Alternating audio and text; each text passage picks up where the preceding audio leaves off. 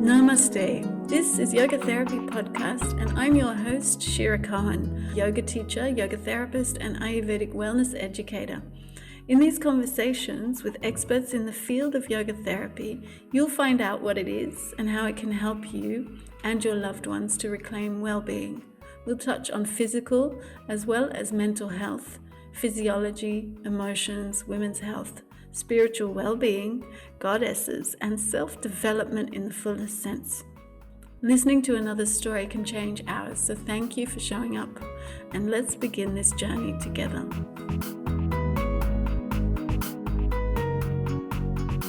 Hey, so I'm just popping in here quickly to talk about what this conversation's about. It's about chanting. Chanting means repetition of a mantra, but it can also just be sound. So I'm talking to Tara Mitra today. She is amazing. I really loved having this talk with her. She really inspired me because she embodies her practice, like what she's teaching, she embodies it. So you notice the difference, especially as a seasoned practitioner, when someone can convince you just by who they are. It's because they do the practice. So we're going to have a wonderful talk. But just before that, I just want to correct some things I said in my last talk. It was quite a heavy talk, and it was important issues and things we don't speak enough about. And especially me, I've been most of my life an escapist, to be really honest. If I was ever anywhere in a country and I didn't agree with the governments or the system or the society, I would just leave and go to another country, or I wouldn't stick my head in the sand. I just don't stick around for the crap. But I said some things which weren't the right chosen words, I would say. I could have used better wording. And sometimes I'm too quick to speak. And that's what I'm learning through Tara. So because she inspired me, and listening to her, I realized oh, wow, she knows how to talk. And that's what chanting teaches you: when to hold your tongue, when to listen, when to articulate the right words and take the time to find exactly what you're trying to say. So that is the power of chanting. And especially if we chant, the more we choose a little bit more complicated chants, the more it has that effect. So you start with something simple first to just get the voice going and your concentration, and to stay with the sound and the pronunciation.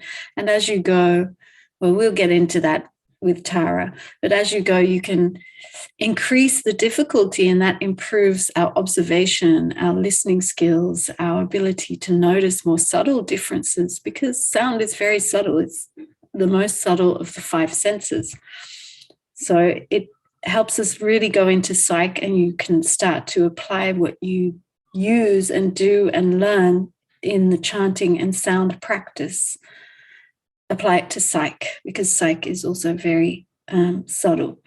So there's some things I wanted to correct from last week, and that was about the batteries. So it's not so much lithium in Congo. Lithium is in Ukraine, but it was cobalt that is being mined in the Congo area, and 50% of world's cobalt is being mined there.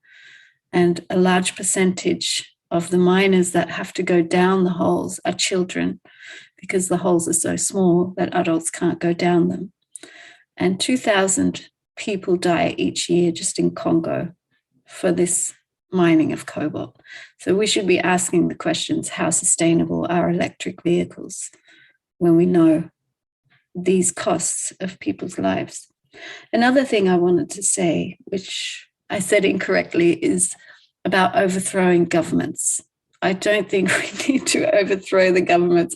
I do think we need to completely annihilate the systems that have been created over the last few hundred years by these governments, and that are actually based on patriarchal, paternal systems of first of all, infantilizing and making people dependent and stupid, basically. Because if we make our citizens and people intelligent and autonomous, they can self-regulate, they can do everything by themselves. There's no money to be made, and the elite don't win. So it's not so much the governments who are the problem, but they are afraid of these very rich, because the rich are now bigger powers than nations. The governments, or not the whole government, obviously there are people who are still authentic and integral, but many of the ministers within our governments have been corrupted. Let's just be really honest about this. And that corruption, and also I imagine they're just overwhelmed by the complexity of the systems that have been created. They can't see answers. If you want to work with these systems, these are band-aids of system upon system upon system of making people more and more dependent, making people more and more sick, making people more and more not independent, not capable, not even motivated to become those things. People are opting out of autonomy, opting out of self-regulation, because it means effort. The more we become lazy. I don't know if anyone's seen WALL-E. Please watch WALL-E. It's a horrible children's film. I cried because that's where we're heading. And I watched that 20 years ago before I had a child. There's no way I'd let my child watch it because it's depressing, but it is a reality. It's already happening. And yeah, we need to think about why, if our governments really care about people, why are we not implementing these programs to prevent illness, to make people healthy? And that health will increase their intelligence, natural longevity. Our lives will have much more quality rather than just extending months or years. For what purpose? To milk people through drugs? That's all that's happening. We're just becoming cows for the drug companies. So I'm going to step off my soapbox because I could go on for hours. And then there's the other thing I wanted to correct from last week. So I made quite a few mistakes, and I'm sure I'll make plenty more. You know, we are human, and let's just be honest about that. So the Lord of the Rings, I said, instead of the Lord of the Flies. Not a big deal, but still a correction. And then let's get back to the chanting. So chanting, for those of you who feel skeptical about it, it's a science. It's actually a science. So it clears the mind. It helps us concentrate and stay focused for much longer periods of time. We extend our concentration span. It helps self-inquiry and reflection. Like, so you can already see I'm being very honest about my mistakes. I'm seeing the consequences of those little things like that. And it helps us see through lies. So you can have conversation with people. And because you've become so focused on the in-between moments of tonation, spaces of breath, moments of pause. When do we extend? What is the word? How do we change our tongue? There are so many things going on that we have to become aware of when we chant and follow a certain rhythm, that we can also see through people, through deception, through the pain, and find the goodness. Okay, because that's what we're looking for. We're not looking for pathology. We're not trying to pathologize. We're trying to find solutions and the good in ourselves, the good intent behind our maladaptive patterns. We want to find the good and the beneficial, the positivity that already exists within us, and allow that to grow. So we can do all that through chanting. So I hope you enjoy. I'm going to stop talking now. Hello, everyone. So today we are joined by Mitra. She is in Sicily right now.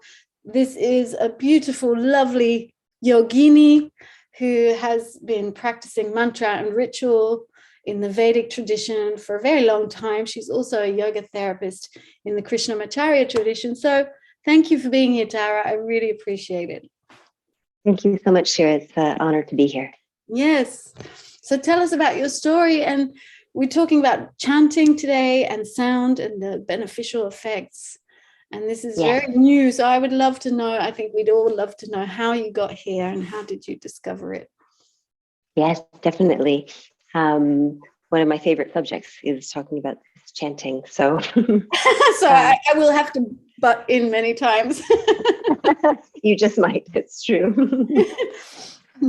So I began chanting. I'm trying to think. I think I did my first chanting course 12 years ago, around the same time I started to sing. And the reason that I began to sing and look for chanting was because of my own, when I was a child, I seemed to have been silenced quite a bit. And then I was looking for a way to just express myself and just release the space. I always felt that if anything ever happened or there was tension, the immediate feeling I would have was a tightness in my throat area. And I linked that to thinking that perhaps if I started to learn to sing and then it went into chanting, that maybe I can open up the space. Mm-hmm. And I found many other things that were amazing along the way. Mm-hmm. So, I mean, for chanting and Vedic chanting, it's fascinating because the chanting will improve focus and support memory, mental discipline, improving my listening skills, which was great, and communication. Yeah. They're very interconnected, aren't they? But can we go all the way back to when you started yoga? Sure. How did the yoga journey begin? So we always ask the yoga story. Oh, I love it. So I used to be working in restaurants. So I was working in high-end restaurants. I was in upper management, and it was a lot of hours, and I was tired. So I was living in Whistler at the time in British Columbia, Canada. And I went to my very first yoga class in a little studio across the street. And it was a yin class. So it was very relaxing, and the teacher was very sweet. And when I finished, I just was, wow, I thought, this is incredible. I mean, there's no amount of, my poster runner would have said, let's go running and that would go skiing down the hill or go for a hike. But this was a completely different experience. And I was just felt very connected to my body, very relaxed, and my mind was calm, which was unusual since I was, my job was to continually be on. I had to just think quick, and I had a huge staff, and it was just always moving, going, thinking, hustling. And so it was just this beautiful idea to just stop and relax. And did it quickly become an interest that you wanted to go deeper in, or it was complementary to your life for a long time? Yeah, it's a great question. It was complementary for a number of years because it took me a while to understand that this is what I should be doing. I joke that I was always teaching. It's just the subject matter that changed. So I've been teaching for a long time. And so, I used it as a subsidiary practice probably for about another 6 years. And then finally, it was just the scales tipped and yoga took over, and I decided that I would do this full time. And it just wasn't even a decision, it just happened. Oh, really? Mm-hmm. How? Tell us. I think I was getting, there's a story of my 3 epiphanies that sometimes I talk about, but it will take too long to tell you those. But I just had these things happening within my life that were very obvious, that were shifts that, okay, I shouldn't be here.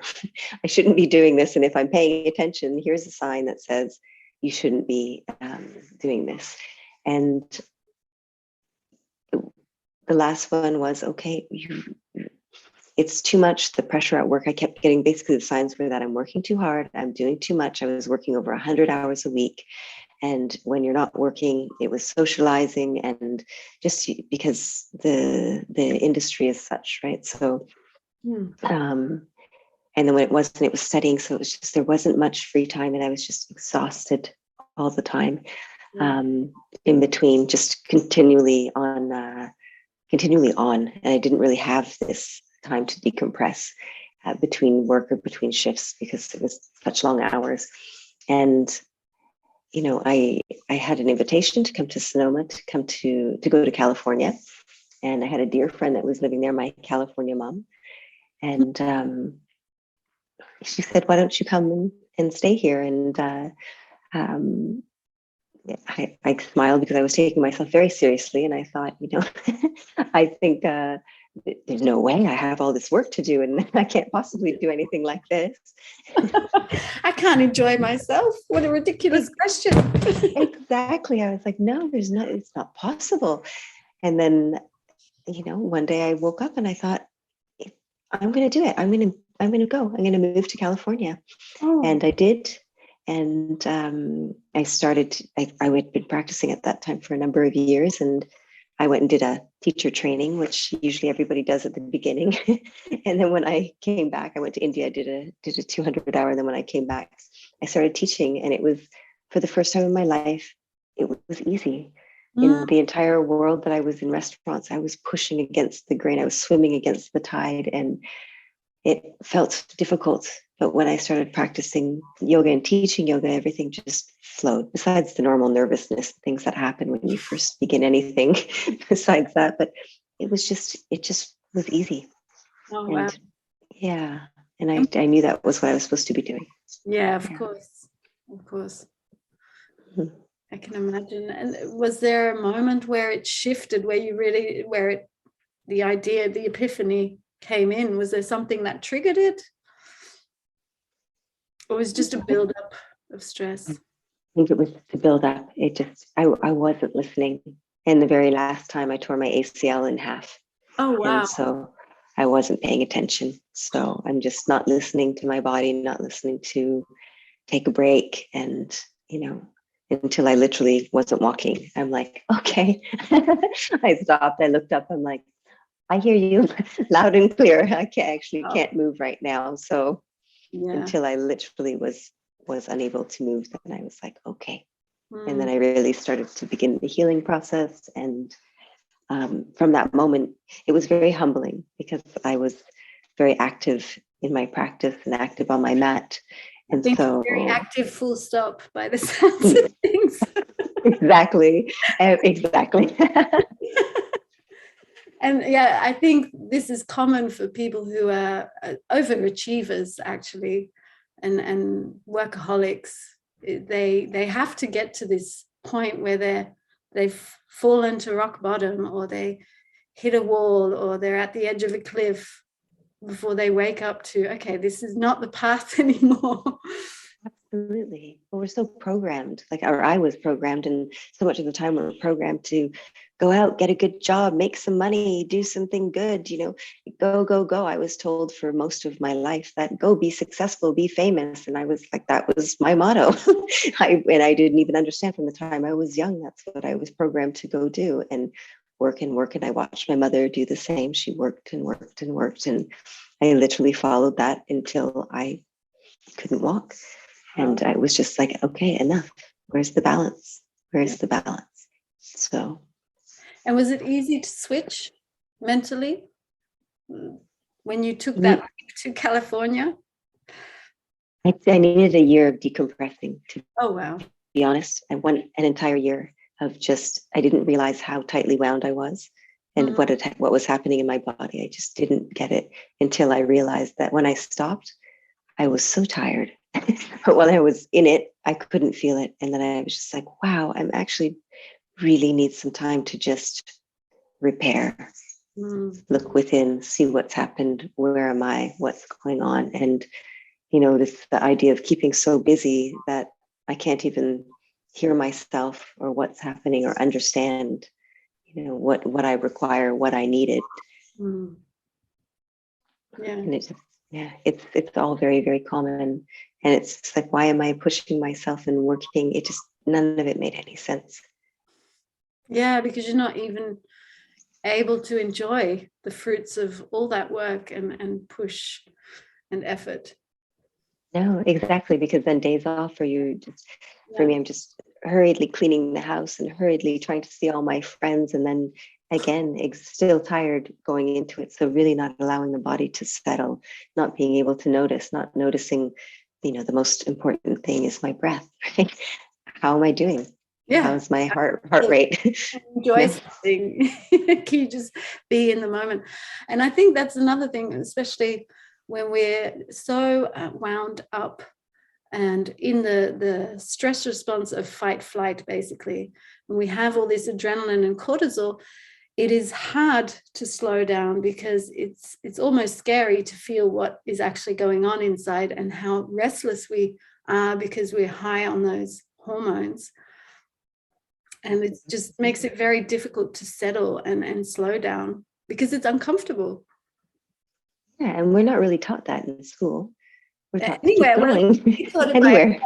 I just had a conversation. I had a podcast this morning say that the schools are being asked to do too many things. I had a conversation with a friend of mine, and she was like, yes, but my daughter needs extra help, curricular help, and they're not offering it at the school. And I said, it's not the school who should be doing that.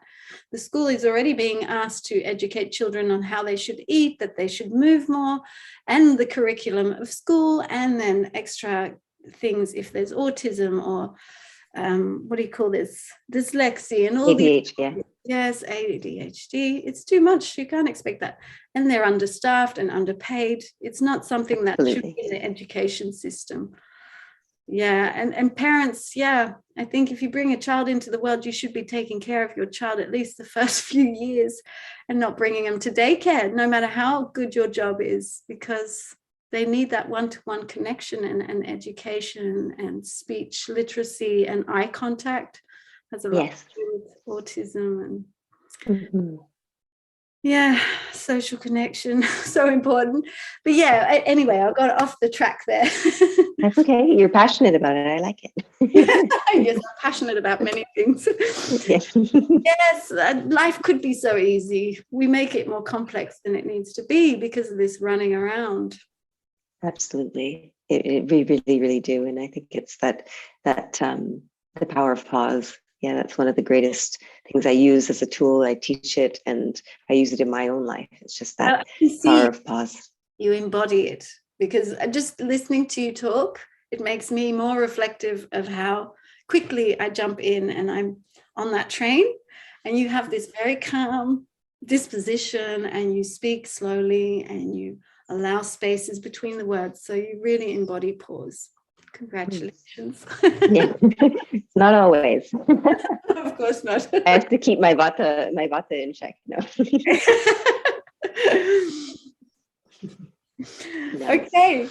Yeah.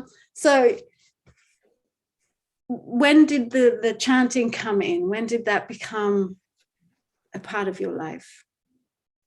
Yeah, I think I started chanting with Johnny Smith in Sonoma in Sebastopol, where I was practicing yoga, and then with another two wonderful teachers that were in Berkeley, California.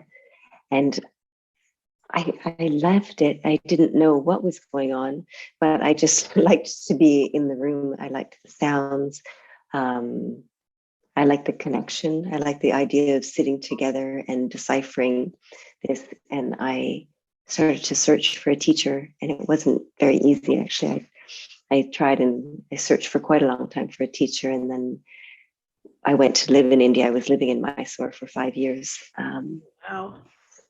And so also I heard my aunties chanting, and my father's from India, so I would hear my aunts and chanting before, and I loved that sound. But eventually, so while I was assisting in the shala where I was teaching, I'm very inquisitive and very curious. And I asked too many questions in the group chanting class, and some were about pronunciation, and I could hear things weren't being pronounced correctly. So eventually I was removed from the class and sent to in a nice way. It was in a very it sounds very in a very nice way to go find my current teacher, which I've been practicing for a number of years. So just because they're like, well, Tara, you have so many questions, you know what, and go find this teacher. And so he's a priest and a Sanskrit scholar. So he's just a wonderful person and really understands. And that's where my my real teachings began, because then it was like the old school. Sorry, go ahead. With Johnny Smith, did you say? No, this was with Vigneshwar, and it still is Vigneshwar Bhatt. Vigneshwar. I'll write it down. Dr. Vigneshwar Bhatt. And so he's the one that he began to taught me puja, Ganapati puja, the art of puja, and then which is just like a ritual, really just for controlling the mind. And then we began to chant, and then it just continued into this. He's still my teacher after all these years. So he also married Rob and I, my husband and I. So very sweet. Yeah. So he's much like family as well, but he's a really he shared many of his teachings, and he learned in a Gurukul style for 14 years. And so he shares the teachings with me, and then I just transfer them exactly how I learned them from him. How beautiful. Yeah. And when you learn for such a long time, was it daily practice? Absolutely. Yeah, I get daily practice. If I don't do it, then I'll be chanting. So I mean, certain daily practice for certain things like the puja, of course, and the other chants, because he'll check. Afterwards, we check again, and then some things like japa. If your teacher gives you a japa, like usually it's only supposed to be given from a priest or somebody like this, and so I'll have like 200,000 lakh, which is maybe 2 years worth of chanting, so 200,000, and then now mine is 500,000. Oh wow! Can you explain to people what japa is? Absolutely. So japa is when you have usually like a short bij mantra. And so it could be Om Ganganapataye Namaha, Om Namah Shivaya, Om Dam Durgaye Namaha. So it's just a very powerful, energetic, short phrase. And with that, and there's also ones that are Buddhism and Jain. So there's all kinds of japa. So they're very short, powerful mantras. And usually you have a recitation of 108, so it can be 28, 108, 1008, depending. Yeah, and so you usually do 108 rounds of this japam every day. And so sometimes morning and night, depending. Sometimes morning, noon, and night. So really depending on how your practice is, which practice you have. Oh, okay. It depends on the practice. Depends on the mantra, I imagine, which time of day you do. Yes. Exactly. Like the Gayatri Mantra is a powerful, it's energizing, it's for the sun. And then if you do other things like any kind of Surya Mantra, it's for the sun. If you do anything that's more connected to the moon, then you do them in the evening, or it really depends on the mantra for you, or if it's like mine are always recommended anytime, but then definitely if I only have one time of day to do it, it's closer to sunset at dusk. Yeah. So. Yeah, it's very interesting. When I first started mantras for myself, I learned with David Frawley. Yes. Yeah. And do you also get this? No, I'm sure you do. But when you chant something again and again and again, all of a sudden the day changes compared to if you do another mantra for another week or two. You meet totally different people. The energy you generate within yourself changes what you see, what you attract. It's so powerful. Absolutely. It's definitely, I mean, what we're bringing in, right? It's this whole, if you think about this whole yoga chitta vritti nirodha. Yeah. So the tool in which you can control your mind. Yeah. And so if we think about it as in, we have our eyelids to help us close our eyes. We have our nose. If we want to close our nose, we can use our fingers. If we want to close our ears, we can use our hands. But if we want to control our mind, that's not very easy. Yeah. So we have the mind is the main cause of all of our suffering. Yeah. And so if we're chanting, then it helps us to control the mind. So that's that manana trayate iti mantraha, which is perhaps one of my favorite sayings. Yeah. And it's basically just saying that we are able to control the fluctuations of the mind. Yeah. And from this space. And so if we're able to control these mental modifications, then it's called a mantra. And so as we pronounce the letters in a very specific ways, as there's a lot of notation, right? So there's 6 rules. We're looking at Panini's rules if we're doing Vedic chanting. But then it also saying that the certain vibration that's created, that vibration will cleanse the 72,000 nadis and nerves that we have within our body. So one of my favorite things that my teacher has always said is that if we want to wash our clothes, that we can take our clothes and we can bring them and put them in the washing machine with a little bit of soap and turn it on, they're clean. And if we want to wash our skin, then we can go in the shower and use all of our oils, whichever, and we can wash our skin. But if we want to clean our mind, that we can't take out our mind and scrub it and then put it back in. Right. People are trying. Yes, we hope not. Oh, with all this silly technology stuff that they're doing, the Neuralink and all this stuff. Yeah. Yes. So it's the only way that you can do that is to chant. Yeah, it's through chanting, through practice, is because that chanting is beautiful because it takes us away from our own repetitiveness. Yeah. And so many times that we're thinking, but if you're chanting, if you're really focused on all the 6 rules, if you're focused on the upper notes, lower notes, matras, the length of the count, the mind doesn't have a space to focus on anything else. Yes. Therefore, the mind remains calm and it remains focused on this one space. Yeah.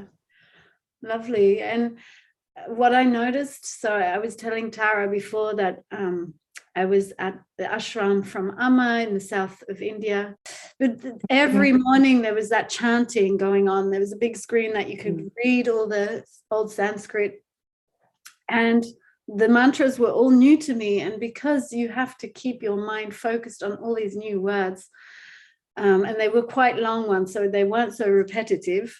So it takes a long time, and you're just trying to get every syllable right even, and then the pronunciation. So in the beginning, this is another thing, as you were talking, I was just realizing, yes, the mind is very quick, isn't it? The mind is so adaptive and agile and amazing. It's a tool. But if you don't guide it, like I don't like the word control so much, so I don't use it. Of course. But if you I find it too much of the patriarchal system, so I don't talk about There's no control in yoga anyways. No, but even the mind, not controlling the mind or your ego or anything, I believe there's a way to cooperate. But you were talking about, then you have to know the length and the intonation and the spaces between, and melody, where to break. Yes, and that doesn't give the mind even a chance to think. And another beautiful thing that I love is what David Frawley said was that the mind is a seat. I mean, the mantra is a seat for the mind. Yes. It has to keep coming back and keep coming back. And so if you do an hour of chanting, you've just kept your mind clean for that hour.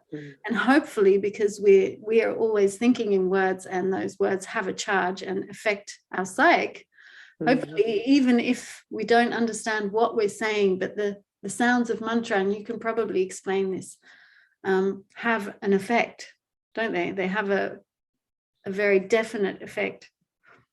Absolutely. They have a very, very powerful effect because they're so calculated. Yeah, this has been written 3,000 years ago, from depending on which ones, but they do, because of the upper notes, lower notes, like I was saying before, the melody, all of these different things, they have huge amounts of effect. So, I mean, as you were just saying, right, if your concentration is good, this actually takes concentration into the workplace. So it's very good. I use a lot of mantra when it comes to business people, if you can imagine. So it works incredibly well because it makes you sharp. Your listening skills become clearer, like you said, because in order to hear, in order to repeat it, you have to really be able to think. So your concentration as well, your listening skills as well, communication skills as well, because those are 2 very important things, listening and focusing. Listening and speaking, which is something that we lose these days in all of the different mediums, right? Everything's coming so fast and furious, it's slowing it down as well. Yeah, and it's a lot is visual. It's not anymore that sound aspect. Yeah, exactly. And the breathing, right? The mantra is a pranayama, and because most of the chants have these great melodies, then they're broken down, and it's considered a pranayama. And so when you were using pranayama, then we can get into the parasympathetic. Generally, we're trying to get into the parasympathetic, relaxing the system, calming the mind. So therefore, anxiety, sleep issues, insomnia, like all of these different degrees, stress. Of course, stress is the big one. I give a lot of business people different practices to do throughout the day. May it be from pranayama or may it be from chanting. And so all of these different things come into play. And also it's this freeing of that space around your throat. As I was saying before, it's, I'm feeling a sense of freedom, feeling a sense of being heard, and just this beauty of expression. Also the upper back and chest and throat area, all of it tends to open up. Mm-hmm. So there's a lot of different things. And also the energy usually is very amped when you're finished. So you have very good energy around you. Mm-hmm. And can you tell us why that's so important to open this area? Why have people shut down this area, do you think? The throat? Yeah, a lot of times this I've worked with a lot of post-traumatic stress and the subsidiary anxiety, stress, all of these different things, is that, when it comes to post-traumatic stress or any type of trauma, usually it's a surprise, it's not expected. And a lot of times that the throat area, just, you lose your voice, or you don't feel heard, or you don't feel like you're able to say something or express yourself, or fear of expressing yourself. There's many different things behind that. Mm-hmm. And you don't even need to have trauma to have that. It could just be one bad teacher, or one, somebody that said something that makes you feel insecure and not want to say how you feel. And then, or, just some sort of a fear-based thing. So it's important just to get into this beautiful space and just release, right? Not for an egoic space, just more for that, just getting into our body and just really being able to free that area around your throat, around your neck, just so that there's no tension, there's nothing being held there. And therefore, if there's any tension within the body, it's connecting, right? So the breath and the mind work together. So if you're breathing and you're breathing well, and there's a melody and a rhythm, and your exhalation is longer, then automatically the body will calm down. You'll feel more grounded. And there are natural pauses there. There are all of these different things that are happening. So. Yeah. Yeah. I know all this. I just want you to explain all this. I think it's so beautiful, so powerful. Yeah. And that out breath, extending that out breath again and again and again. And then with devotion and with emotion, you charge your whole being, you charge all those cells. Absolutely. Yeah. And that concept of Shraddha is a very important one with chanting. So that faith on it's not on an individual. It's I like to always describe it as something bigger. It doesn't have to be a God. Yeah, it doesn't have to be a God or anything. If you don't believe in God, it's okay. You focus on the sun. If you don't believe in the sun, then focus on nature, focus on the earth, focus on something that you do think is wonderful. If you like mountains, focus on the mountains, focus on the water, focus on anything that's just bigger than ourselves. So we lose that self-importance that inflates the ego, right? This is where a lot of the problems come from. Mm-hmm. Mm-hmm. Yeah, and it's uplifting, it's inspiring. Absolutely. Yeah, it's very uplifting and inspiring. And when it comes to the Shanti Mantras, they're quite beautiful for this, because anybody can chant them. They're peace. Shanti means peace, and so if you're chanting Shanti Mantras, they end with 3 utterances of Shanti, Shanti, Shanti. Okay, or you can just say Shanti Mantras, but yes, I do them all the time. Yeah, and it's anything that's ending with that Shanti, Shanti, Shanti. And it's this beautiful concept, as what you were talking about before was space and what you bring into your world and the people that you're attracting and the things that you're attracting. this concept is beautiful because the Shantis represent three different things. So the first one represents Adibhaudika. So Adibhaudika is the obstacles that may come from the external world, meaning like a dog barking or a mosquito coming while you're trying to practice these normal things. Yeah. Exactly. And the second is the second Shanti is for Adidhaivika. Adidhaivika is this anything that's from the deities, the Devis, or the Panchabhutas, the five elements. Okay. So it could be storms or earthquakes, anything like that. Mm-hmm. So the second Shanti is for the deities, the Devika. And the third one is Adhyatmika, which is the only one we have control over, which is ourselves. Yeah. So this is the and even then do we have and even then exactly, well, yeah, it's the only one that we can try to work with, I should say. Yeah, so it's I'm joking. our own mental fluctuations. Exactly. And so it's said that if you utter these three shantis, these three pieces, that the things within you, directly around you, the things above and around from the elements, and also the things within yourself that are all pacified. And so it can create a nice space. Oh, that's lovely. Oh, it's nice to see it from a different side, because I teach the Purnava mantra. Yeah, very beautiful, that one. Yes, and then I remember what the mantra itself means, and I always explain that to students. But I didn't know how important the Shanti part was. Yeah. But that's even more simple, and it's true. Some mantras can be too strong. Like, can I just give an example? The Chamundai mantra, I did that. And I was told it was a very strong one by my teacher. But I'm very, what do you call this, pig-headed? And so I thought, I'm just going to see what happens if I chant this every day for a month. And it worked, but it was very intense. I wasn't ready for it. Yes. And it's like huge transformations that can feel decapitating. Yes. Yeah, there's certain mantras for certain people. Like usually if your teacher were to give you a mantra, and it's not the simple, like Ganesh is great for everybody because Ganesh is the overcomer of obstacles. So, and Shanti Mantras, again, are very generally good for everybody. But other things like the Gayatri Mantra is not to be chanted by everybody. Really? Yeah. It's very heating and it's very powerful. I have good stories about this in my own practices and using it and the different things that had happened.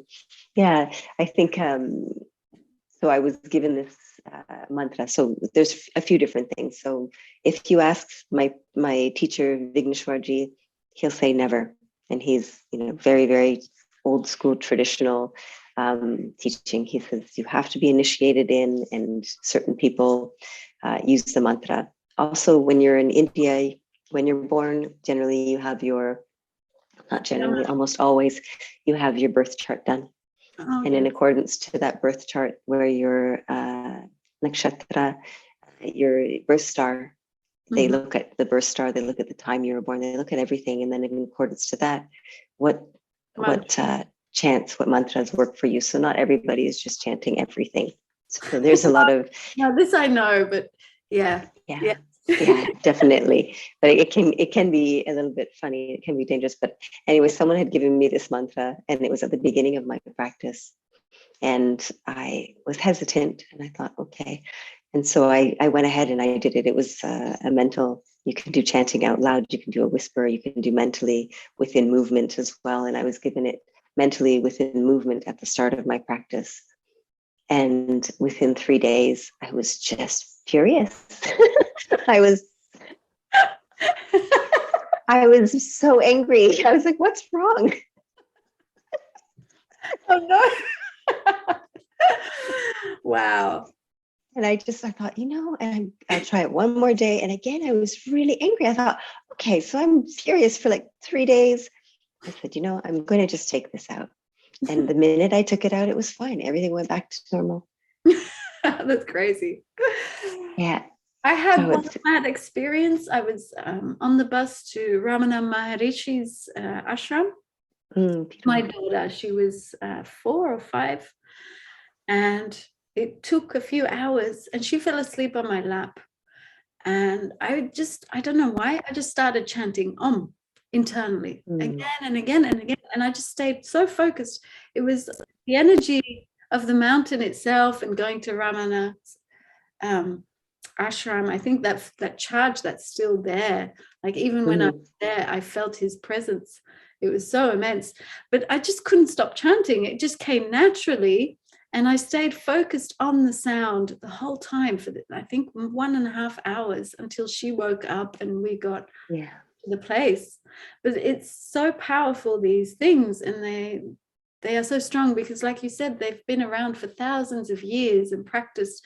They have gathered charge and this emotional, devotional energy.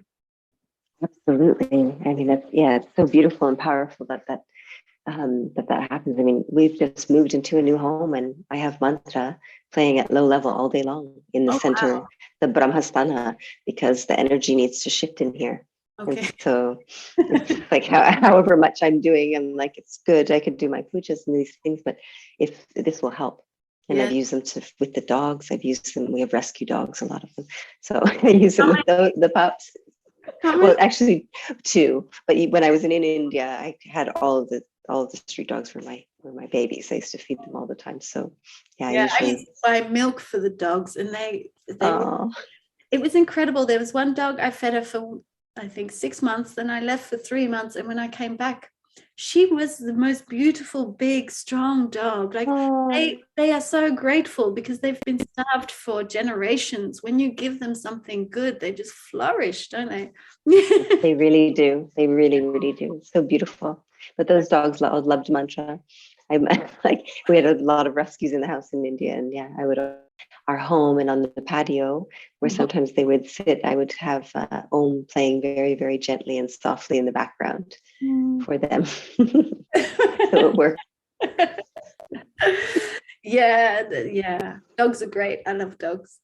So great. Very, very sweet. They're not allowed in the puja though my dogs try to come in all the time. Teachers are like, no. Yes. When I was in Thailand, I used to have a dog from the neighbor who used to come in while I was teaching, and he would just lie down on the mats while people were trying to move. Oh, bless. They really feel the energy. I mean, my dogs love it. They'll always come and sit around. I have one dog that's actually from India, Chintu, and he loves the puja. He comes and you've got him with you right beside me when I'm doing. Yes. Oh, I couldn't leave him. So nice. Oh, yeah. Chintu, he's very sweet. Okay. We have Chintu and Mia. Mia is Italian. So okay, so tell us how sound works and how it's a pranayama. You've explained it, I think, pretty much, but is there anything else you feel that we didn't touch on? I think well, for the chanting of the pranayama, I can give you an example just so you can hear it.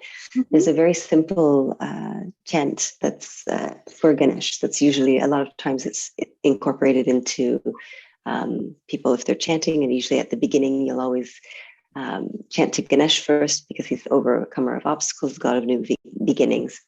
So the chant goes, Vakratunda Mahakaya Koti Surya Samaprabha Avignam Kurume Deva Sarva Karyeshu Sarvada. So if you think about this, and I go slowly, then Vakratunda Mahakaya Koti Surya Samaprabha Avignam Kurume Deva Sarva Karyeshu Sarvada. So here's that beautiful meter. Whereas if you believe in Ganesh or not, you're doing pranayama.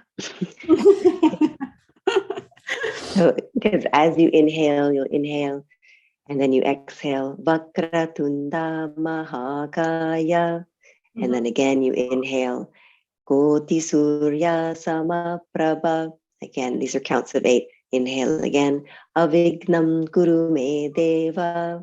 Inhale again. Sarva Karyeshu Sarvada. And so this is just the natural, and you'll find that in many mantras, they'll have this rhythm, the same rhythm. And so this is a 32 syllable chant, and it's broken into 8, 8, 8, 8. And so you can see how it would be, how no matter what, you're breathing the same inhalation, you're breathing the same exhalation. It's rhythmic, it's created for you. And so that all of a sudden, then you're doing that pranayama. And if you're doing the pranayama, then there's so many different things. We're slowing down our breath. If we're slowing down our breath, we're increasing our lifespan. We're calming down our mind. There's so many other things that we're doing. We're grounding. We're regulating the vagal nerve. Yeah. Yes, regulating the vagal nerve. Exactly. There's so many things that we're doing, and we're focusing the mind. So the mind isn't thinking about anything else except for in the present moment, which is what we're continually trying to do. Yeah. So. It's so powerful, isn't it? And it's, when you think about it, there was a moment, I was about 4 years ago, I think, 5 years ago, I was very fanatical about yoga. For me, it was like, it has the answers to everything, you know? But I went too far down that track. I can get very obsessive about whatever I'm passionate about.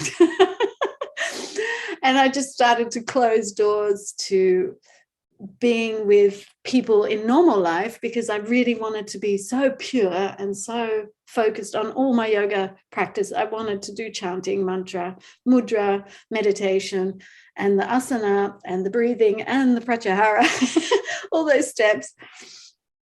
But yeah, I also had to realize, okay, I'm living in this world. And if I'm trying to teach them from that level, there's like this huge gap I really felt that there was between where I am and where they are. And I have to meet them where they are. And because I've always kind of lived a very alternative life, I never really understood what people felt like in this life. And I'm learning it now, thanks to COVID. I'm finally understanding, okay, that's where people are. Yes. Okay. Yeah. So it's been a backwards journey for me. Yeah. No, it's beautiful. I mean, that's what it is, right? And being a teacher, especially teaching, teaching yoga therapy, just being a teacher as a whole, right? We have to meet people where they are. Yes. And same with the mantras. I'm not, I don't generally say, okay, let's all just chant this. It's if we're finding out, I mean, a lot of times it's very awkward to start chanting about gods and what am I saying and what's what. Traditionally, and when I learned chanting, when I began, my teachers don't ask any questions, don't say anything, you just chant. And so I would just chant, and nobody talked about the meanings of anything. I didn't know the meanings of anything for 2 years. Wow. And that's even a little time. Usually it's longer than that. Oh, really? Yeah. And so when I teach, I'll give a bit of meaning, because it builds the shraddha or faith or understanding. What am I saying? We're past that stage in life of this blind faith in people and all of these things. So it's okay. Let's have a little idea of what I'm saying, so that while you're chanting it, it actually increases the energy around it and helps to build it. But some people may not be comfortable. So I work with a lot of just either om in movement or or ma. If you want to connect to Mother Earth, it's a beautiful one. Or humming, like all of these spaces, depending on what somebody needs or what feels good to them, right? It's a decision that everyone makes individually. It's not about me saying you have to chant this, because it's not how it goes. Yeah, no. Yeah, but I think it's true. People in this society are a little bit more skeptical, and so it's when you explain, that just builds a trust, especially if you highlight it in the scientific kind of or medical effects, benefits, then people are happy to do it, and it doesn't have. And there's so many studies now. Yeah. Sorry. Sorry, now I get excited. I'm like, yes, there's been so many. Go, please. Free, take the stage. No. But it was just going to agree with you, right? It's several studies that have been done that show the benefits of chanting and pranayama, and so it's an incredible practice. Like I said, even if you're just humming or awing or making some sort of a noise, but Vedic chanting is taking it to an entirely different level. Mm-hmm. Mm-hmm. And how much of it is just the vibration and the kind of resonance that we create within the nervous system? Do you think, if you would say in percentage, how much is that the effect and the rest is the out breath? Yeah, I don't know.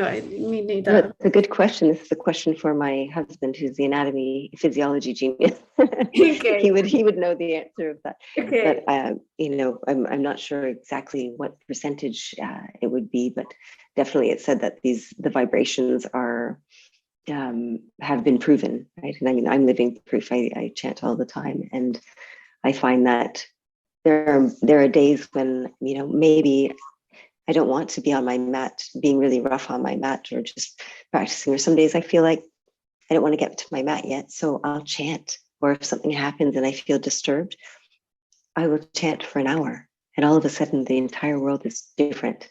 Yeah, things will change. And then I may go on my mat. I will go on my mat after usually, but it's they're different practices. And so it's nice to have, like you said earlier, right? We have all these different tools, pranayama, meditation, yoga. It's not one thing is the be all and end all and fix it. It's just the combination of these things are great to have, so that when something comes up, then you can utilize them. And some of them are preventative, right? Like the japa or chanting, or there's I find that for me, if I do a japa practice, so that 108 rounds of this obviously isn't for japa. I'm wearing a mala, but it's not for practice because you wouldn't keep it out in the open. It's more for fashion. But the ones that are okay, that's a good point, because I didn't know that. So you wear one for fashion, and you wear the other one you don't wear. It's just the other one you would it's solely for practice, because you're building the energy on it. So then you put it in a bag and you leave it in the bag, and then you take it back out. Yeah.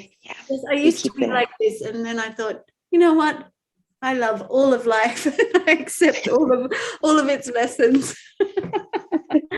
Beautiful. My energy and all the charge that I've built up. Yeah, and you can, if you want to, you can wear it. You just put it inside. It wouldn't be outside.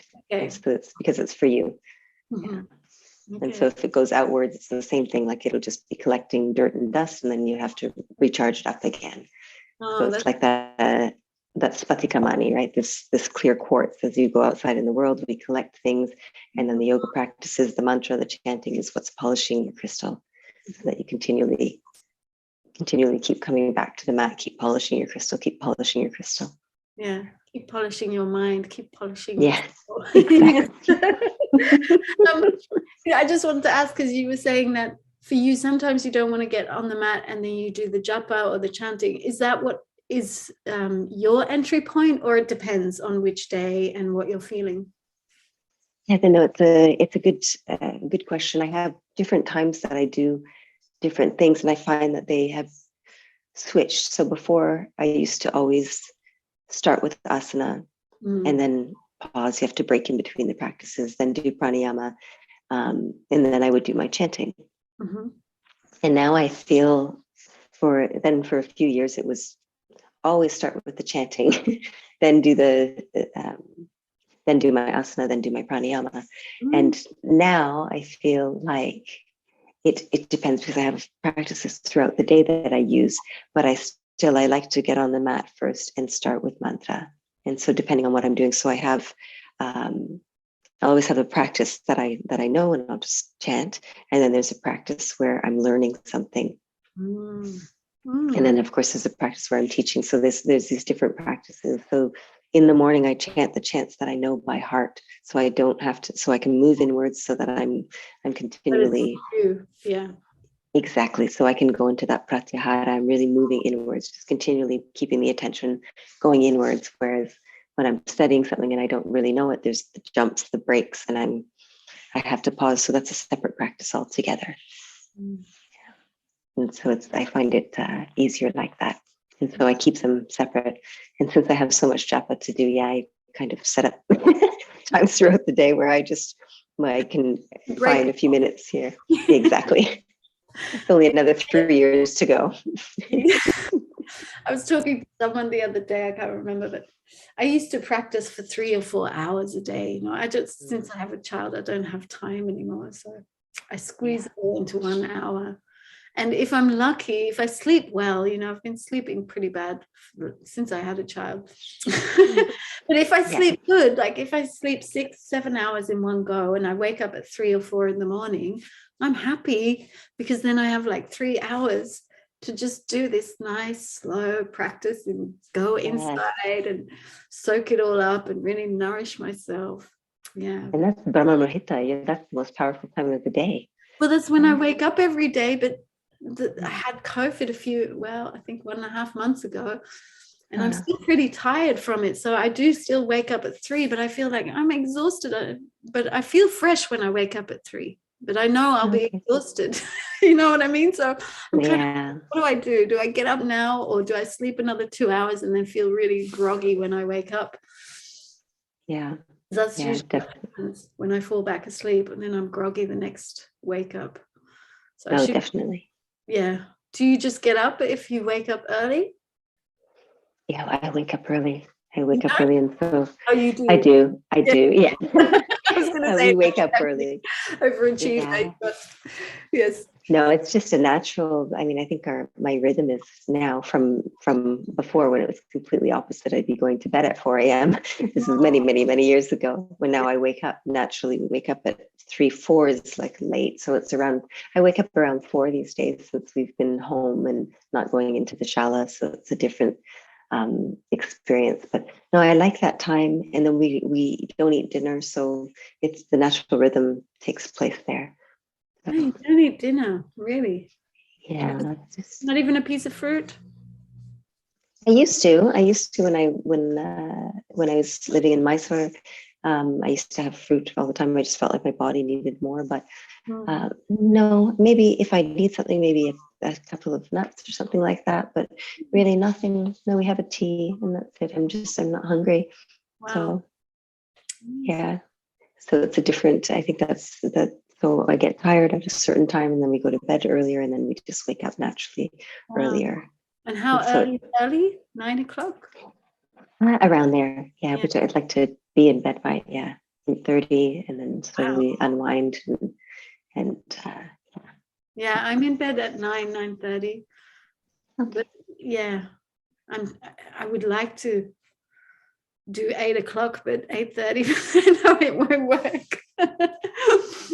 Yeah, it's ideal. You do sleep much better before 12. Go much better.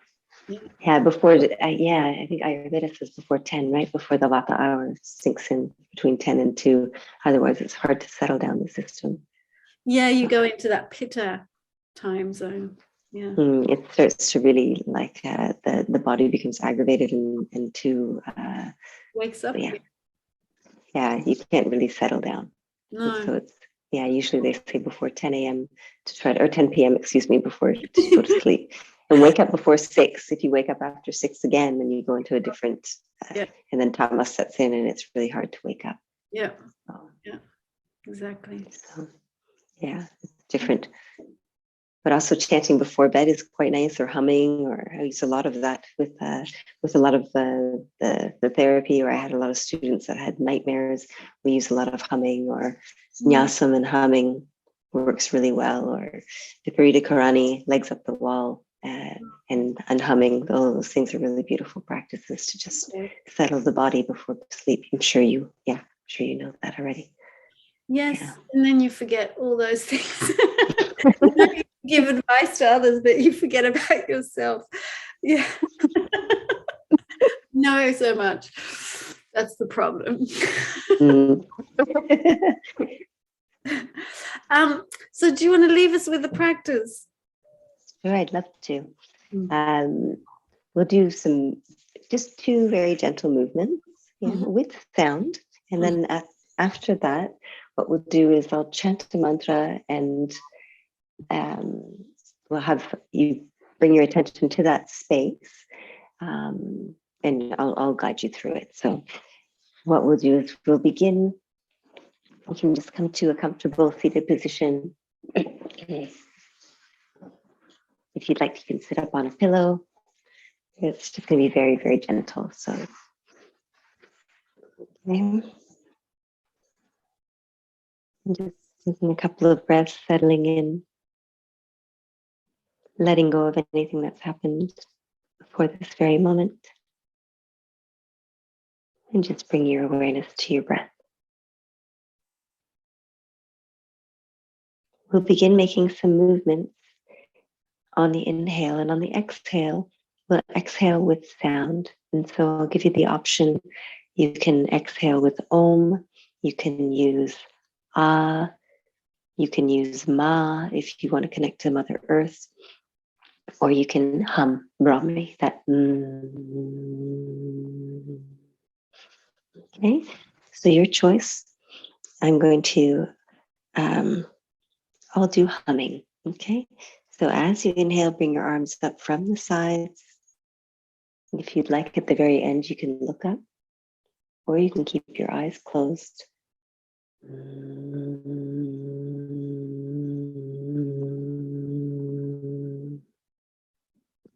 And again, actually perhaps keeping your eyes closed, just keeping your gaze inwards.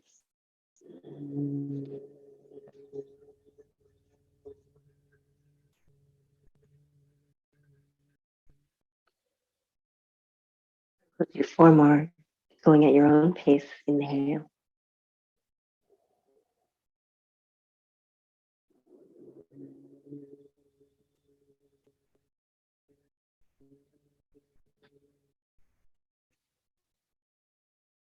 Pausing at the end of your exhalation, and then again.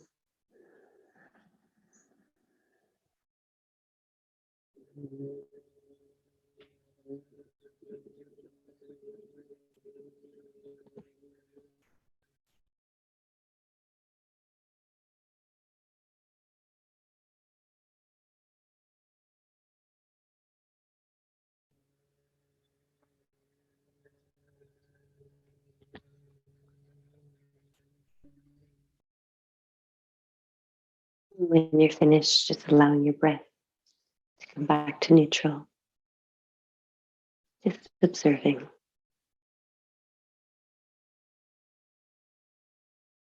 Okay, and the second practice is we'll be coming from Chakravakasana, so you'll be on your knees.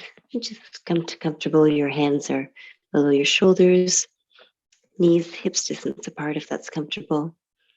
As you inhale, you'll gently lift your head up. As you exhale, sit back into Vajrasana, forward fold, humming, or Ma, or Ah.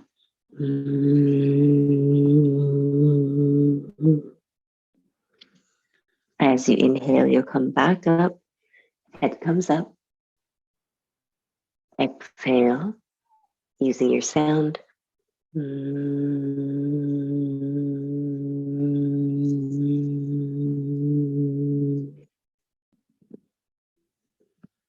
Inhaling, come back up, head comes up. As you exhale, gently sit back.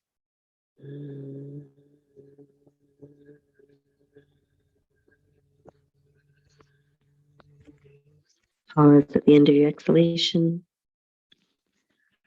And do 3 more at your own pace. Inhaling, the head comes up. Exhaling with sound, sitting back.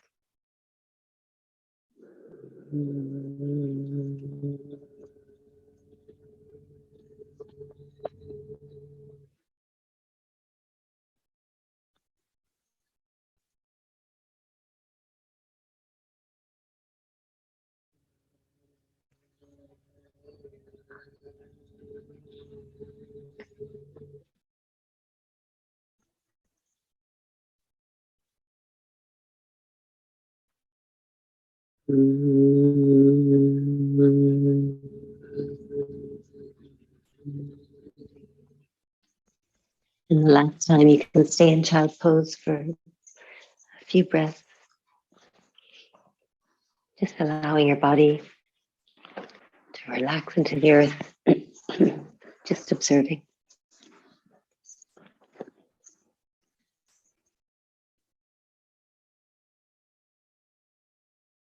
And then when you're ready, you can slowly make your way back up to seated, into any comfortable seated position. If you're comfortable, you can keep your eyes closed.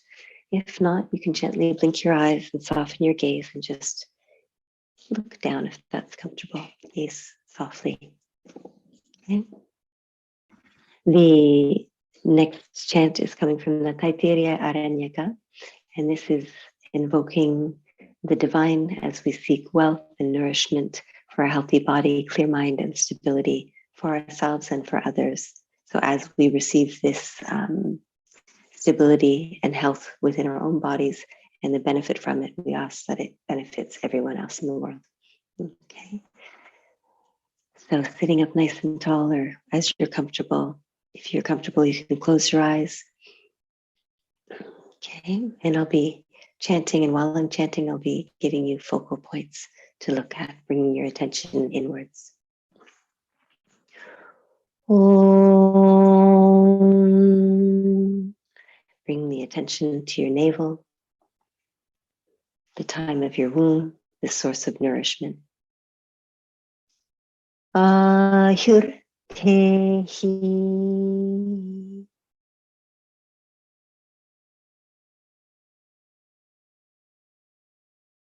Bring your attention to the Brahma Sthana, to the place of the breath, to your chest. Just observing the rise and fall of your chest. Om Pranantehi.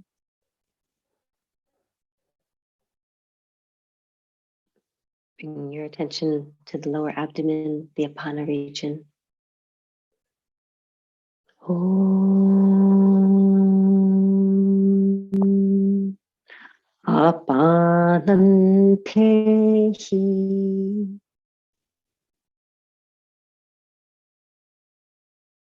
Bring your attention to the arms and the legs, or your fingers and toes, all to be nourished.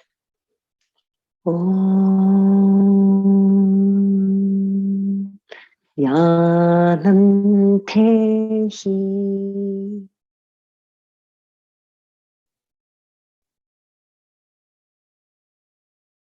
Bring your attention to your eyelids, to the inward space of your eyes, noticing what you're actually seeing and asking that may I see things truly.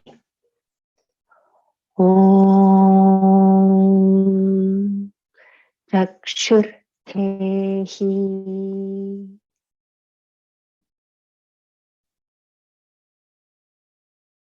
Bring your attention to your ears, to your inner ear, as you ask for your listening to be clear, that may I hear what is actually there. May I listen deeply. Om Shotrantehi. The next is about the mind, the nourishment of the mind. So bring your attention to your forehead. May I process everything that I see and hear. May I process it the way that it is, truly. Om Manotehi.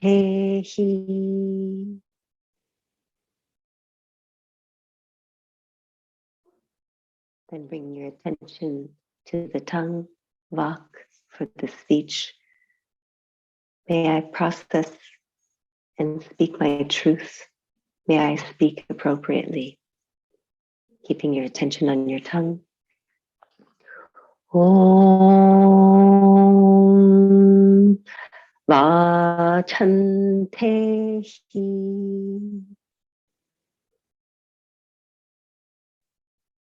Connecting the Atman, the true supreme that sits within.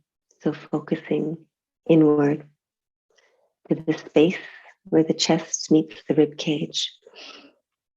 So where the rib cage is ending. Om Atmanantehi.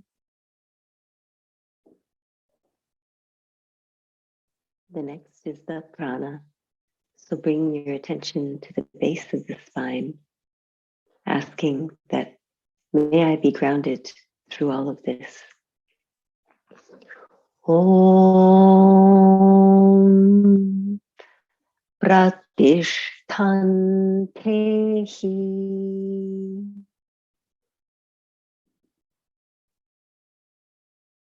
And next, if you're comfortable, you can bring your palms facing upwards on your lap. May I receive all that is necessary for me to be on this earth, for the food, for the shelter, for sustenance. Om Mam Tehi.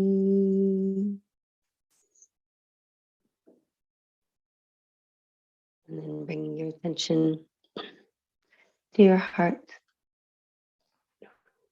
or the center of your being, the Hridaya. May the energy that's extending from me connect to the universe. May I give back. May I have the substance that I can be of ways to help serve the world. Of course, always taking care of yourself first and then outward. Om Mahitehi.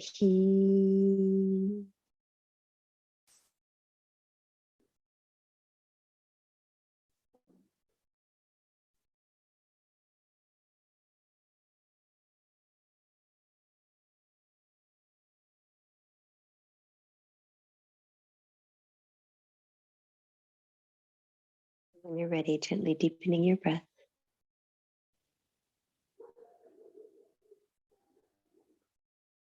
And if there's no excess heat in your body, you can bring your palms together. Or you can simply just bring your palms to your eyes without any pressure. And gently release your hands. Slowly blinking your eyes to open. And just looking at your palms for a moment or two. Slowly coming back in.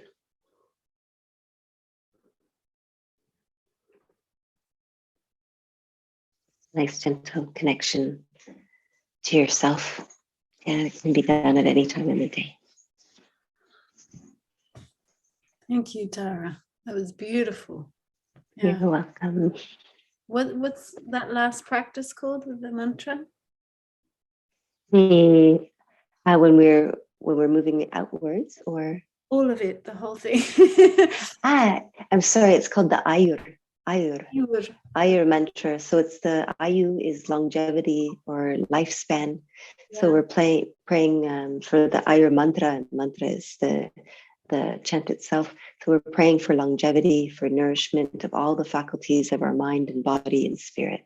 It's beautiful. So lovely, yeah. Just to take the time to honor all those parts of ourselves, because we did the 5 pranas and then the 5 senses. Yeah. Exactly.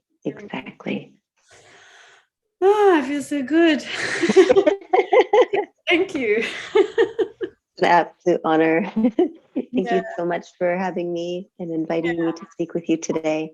Yeah. It's been really lovely. Really lovely to get to know you, and you and Rob must be such a lovely couple. That must be so nice to both have the passion for the same thing. Yes, we seem to fill in the opposites. He's got all the anatomy and physiology, and I do the chanting and the asana. So yeah. Oh, so nice. Is there anything you want to leave listeners with? Something you want to say, the work that you're doing, where they can find you?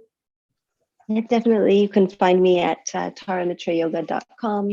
I'm always chanting away. That's definitely the work that I'm doing. I do a lot of one-to-ones. I teach a lot of chanting classes, and hopefully soon we'll open a wellness center here in Italy. But for now, you can find us online. Yeah.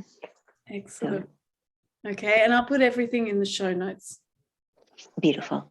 Yeah. Beautiful. Oh yeah, and then there's lots of workshops we teach all around Europe as well. So okay, great. Yeah, but so nice to meet you, Shira. Really, truly, it was an honor to see you and spend time.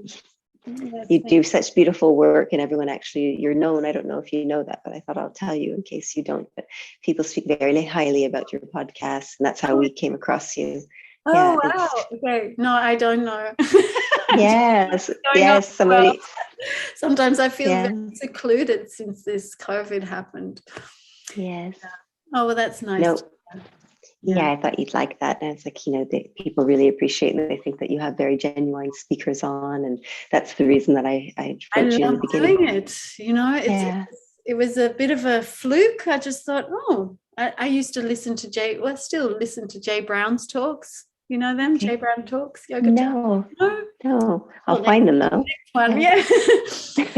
And, then he did some course for teachers, yoga teachers, and I followed it for a bit because I was curious about doing a podcast. Also for authors, it's a good way to build an audience. So I thought, I think I'd like that because I love to talk with other yoga nerds. So yeah. It's just joy, it's just joy to do this. Yeah. Good. Oh, good. I should have said that. Maybe you can put it in your notes. I completely forgot, but I'm leading an introduction to chanting in June and July. Okay. It's like half for 1 month, and that's good for anybody that wants to start to learn. It's a fantastic way for them to, because it's from the very, very beginning. Oh, wow. Great. Great. So I teach. Yeah, I will put that in the notes too. Okay. Let's say what a joy. Listeners. Okay. Thank you so much, Shira. Bye. Bye. Bye, everybody.